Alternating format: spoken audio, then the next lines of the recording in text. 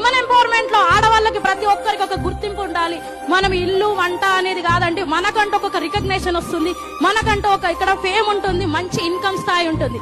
So అలానే women empowerment లో ప్రతి ఒక్క లేడీస్ కి చెప్పే తరుణంలో నాకు అప్పటికి ఒక 2 లక్షలు 3 లక్షలు ఇన్కమ్ వస్తుంది. అరే ఎందుకు వినట్లేరు వీళ్ళు, నాకు డబ్బు వచ్చినా వినట్లేదు.